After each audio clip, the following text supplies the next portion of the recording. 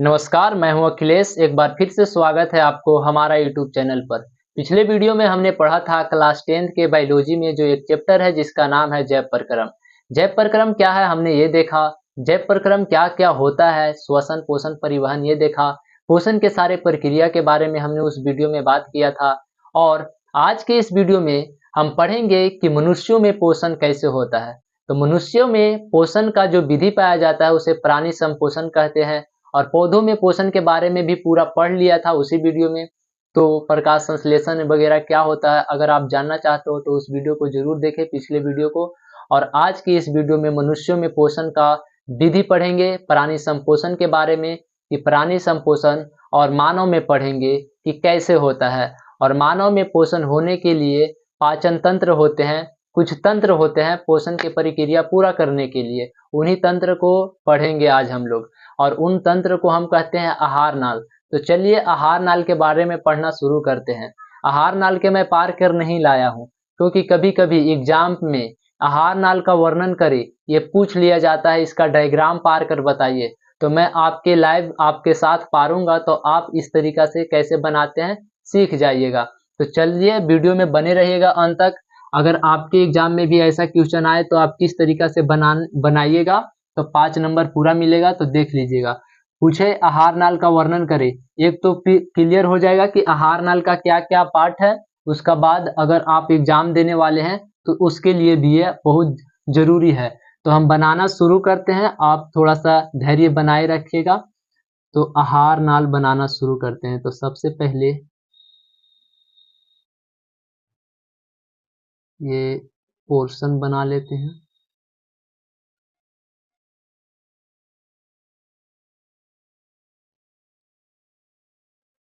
और ये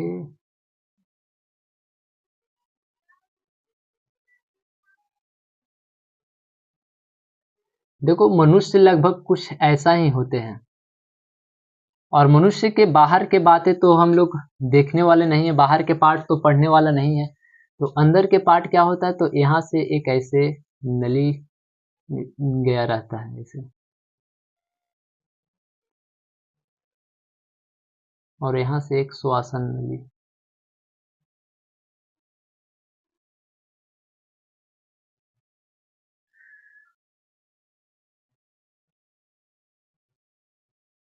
और इस तरीके से यहाँ दो छेद पाया जाता है। दो छेद किस लिए पाया जाता है अभी आपको वीडियो में आगे पता चलेगा कि यहाँ पे जो दो छेद पाया जाता है ये क्या है। नहीं तो आप श्वसन के प्रक्रिया के बारे में जानते होंगे, तो आप जानते हैं कि फेफड़े में जुड़ेगा, ये जो नली है कहाँ जुड़ेगा, फेफड़े में। और ये भोजन वाला ऐसे भोजन आएगा तो यहाँ अमाशय पाया जाएगा, ये सीधा किससे जुड़ा रहेगा, अमाशय से जुड़ा रहेगा। और ये अमाशय है। और जस्ट अमाशय के इधर, अमाशय पर एक ऐसा और संरचना पाया जाता है। एक ऐसा संरचना, इतना बड़ा नहीं, देखो ऐसा, थोड़ा सा बर्दाश्त कीजिएगा, ऐसे कीजिए।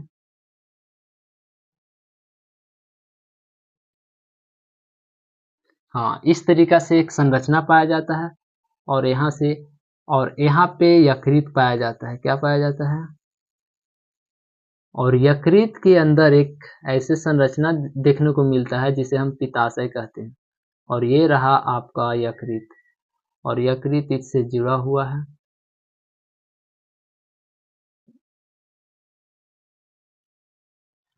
और अब अमाशय से सीधा भोजन कहाँ आएगा, छोटी आंत में आएगा। और ये जो पार्ट अभी बना रहे हैं ये पार्ट किसका है, तो छोटी आंत का पार्ट है, जो 3 भागों में बटा रहता है। 3 भागों में क्या रहता है,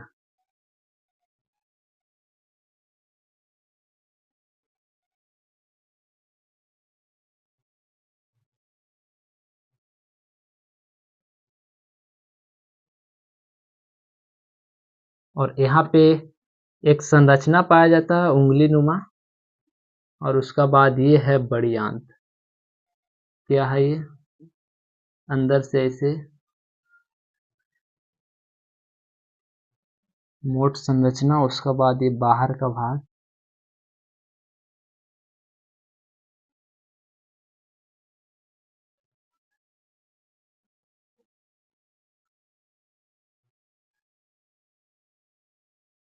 और ये है मलद्वार।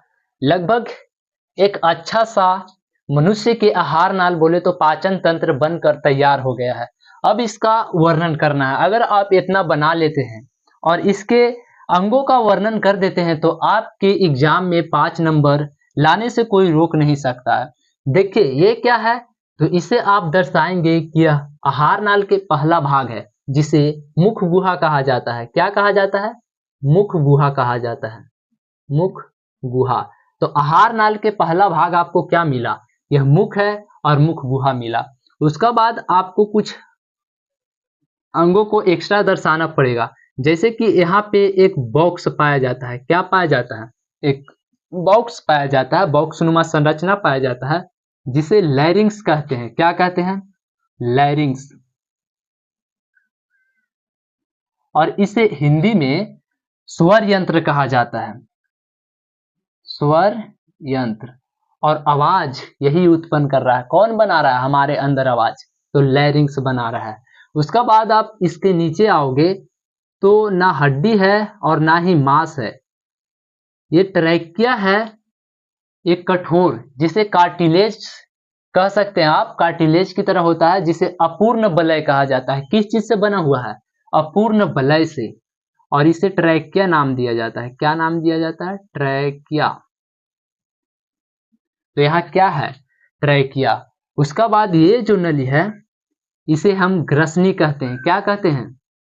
ग्रसनी। और ग्रसनी वह भाग है जिसमें हवा भी है और भोजन भी है।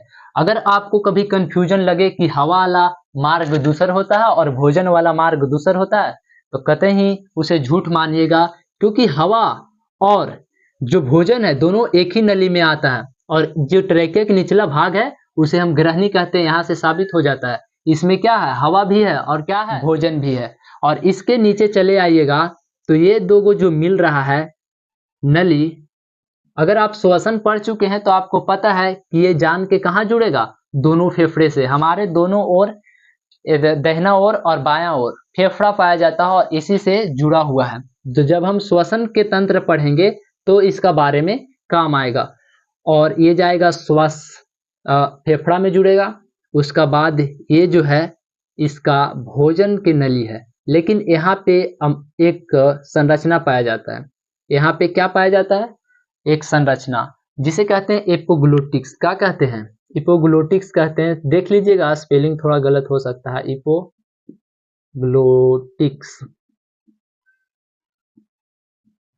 यहाँ पे जो संरचना पाया जाता है जिसे क्या कहते हैं? इपोग्लोटिक्स। इसका कार्य क्या है? तो हवा को हवा वाला मार्ग में ले जाना और भोजन को भोजन वाला मार्ग में ले जाना। जैसे कि भोजन आ रहा है तो अब हवा वाला मार्ग को बंद कर देगा और हवा आ रहा है तो भोजन वाला मार्ग को बंद कर देगा और हवा पहुंच जाएगा कहाँ? ध्यान दीजिएगा, थोड़ा सा वीडियो स्टोरेज फुल हो जाने की वजह से कट गया था। तो ये है जिसे हम अग्न्याशय कहते हैं। अग्न्याशय। और यह ग्रंथि है जो हार्मोन और पाचक एंजाइम दोनों रिलीज करता है।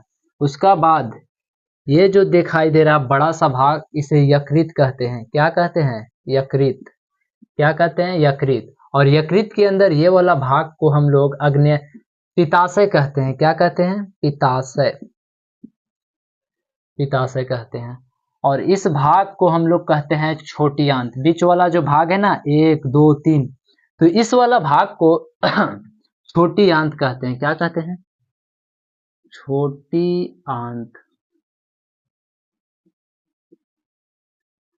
और छोटी आंत जो होते हैं वही भी 3 भागों में बटा होता है। कौन कौन? तो ग्रहणी और जेजुनम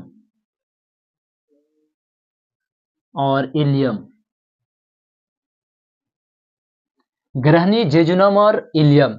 और जो बड़ी आंत है यहां से लेके यहां तक, ये बड़ी आंत है, ये भी 2 भागों में बटा है। ये कौन क्या है? बड़ी आंत है। बड़ी आंत को बड़ी आंत क्यों कहा जाता है? क्योंकि इसका जो मोटाई है अधिक है छोटी आंत के कंपेयर से, इसीलिए इसका मतलब कह सकते हैं आप कि व्यास ज्यादा होने के कारण इसे बड़ी आंत कहा जाता है। और बड़ी आंत भी 2 भागों में बटा होता है। बड़ी आंत, और बड़ी आंत 2 भागों में बटा होता है जिसके कहते हैं कोलम और इसे कहते हैं, जो अंतिम वाला भाग है उसे रेक्टम। क्या कहते हैं? रेक्टम। और रेक्टम को मलद्वार भी कहा जाता है। और ये जो उंगली नुमा संरचना पाया जा रहा है ये है अपेंडिक्स। क्या है? अपेंडिक्स।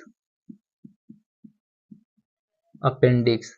और ये जो बड़ी और छोटी आंत का जोड़ है उसे हम सिक्कम कहते हैं। क्या कहते हैं? सिक्कम कहते हैं। तो क्या आप इतना वर्णन कर पाएंगे? अगर एग्जाम में आया आहार नाल की संरचना का वर्णन करें तो कर पाएंगे? आप जरूर कर पाएंगे। अगर ये वीडियो को एक दो बार और देखते हैं तो आपका 5 नंबर आपके हाथ में आ जाएगा। ऐसे ही वीडियो देखने के लिए हमारे चैनल पर बने रहिएगा। जय हिंद, जय भारत।